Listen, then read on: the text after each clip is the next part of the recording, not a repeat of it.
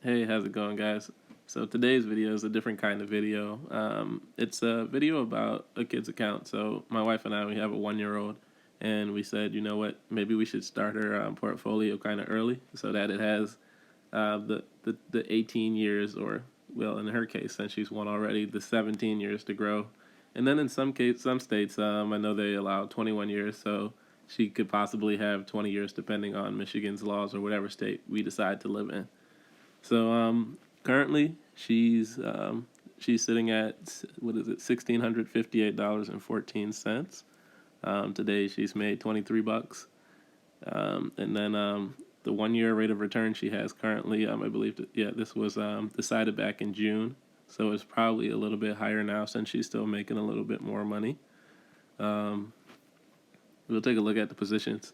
So when I was picking stocks for this account, I picked stuff that I figured that would grow over time. And then to start off, so AMD. If you know anything about computers, or if you're a gamer, you play PlayStation, Xbox, they're the processors that are going to be in the newer consoles. They're the processors that people use for cheaper builds, like their competitors, Intel. So you probably know about Intel. Um, I'd say they came a long way, AMD, over the years. Like I've known about them since I built last time I built my computer was back in 2009 or so, and I was trying to decide between AMD or Intel, but I went with Intel because Intel was the big dog. Everybody knew about them. They were like, say for example, if you were to decide on getting a pair of like Jordan or Adidas, you would get the Jordans over the Adidas. Even though they're both decent brands, a lot of people use them. It's just that Intel was the more popular brand.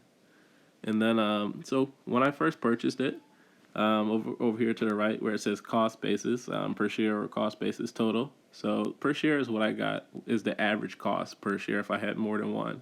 So it shows $52.87, and then cost basis total is if I had multiple, and it would show you the total amount that I spent on these shares. And today, her total gain is 43% from AMD. So I would say that's pretty awesome. She had it. She's had this account since, I would say, May, or not May, because her birthday was in May. So she turned one in May. I believe we opened an account in May or June, and since then, just a few months, this one share has went up 43%, almost 44%. Arc, that one, it was a I wouldn't say up and coming because it's been around for a while, but it has been getting a lot of attention with EV, a lot of things looking forward for the future for infrastructure. So when I purchased this one, it was $63 and it went up 26%. It looks like the only two shares in the account that hasn't really showed a return or a decent return would be Centene, which is a healthcare company, but I know they have a lot of things in motion, so I feel like that one's a good one to hold on to for a long time. Vanguard is another one. They've been around forever. Their stocks are known for growth, so that's one that was like a no brainer. But it's just been slowly moving up and down, up and down. And then another one is Fidelity Quality. What's this one? Let's see. I gotta look into the name. But I looked into all of them and checked the growth on it. I know these Fidelity ETFs are newer stocks or newer ETFs that I think this one came out last year or earlier this year, so it doesn't have a lot of history, but it has a lot of potential since it's a newer ETF. I said, you know what, I'll pick that one up. And then this one's another Fidelity ETF. This one is actually technology, I believe. So I picked this one up a few days ago, and I got it for 83.63, and right now it's at 84.55. So it went up 1%, which is pretty decent. I got her Jets. Jets. Let's see. Overall, it is profitable, but by only 16 cents. Um, the problem with Jets right now is airlines. They're taking a really hard hit, and instead of just picking one airline, any of them could go bankrupt any day now. I said, you know what, I'll do the safer option and pick Jets because it's made up of all of the airlines, and if one of them goes bankrupt, I'm pretty sure they'll just rearrange their positions to buy more in a different airline if they see one is having a problem. And then J.P. Morgan Chase has been around for a long time, And I got that one at $96.78, and so far is up 2.5%. So that's a pretty decent one. McDonald's, she loves their nuggets. We get her the little Happy Meals all the time, and we said, you know what, since she's gonna eat there, we might as well get her McDonald's stock. So I got that at $186.97, and so far she's made 5% back from that one. And Oxford Lane Capital, this one I would say is probably the most risky stock that's in her portfolio. Reason being is because it took a really hard hit with COVID, but it's one of those like high paying dividend stocks that has seen like negative growth. But just because it got hit so hard, I feel like it still it has some type of upside. It's not something that I would say you should hold on to for a really long time because just looking at their chart for the last 10 years, it has had a downward trend.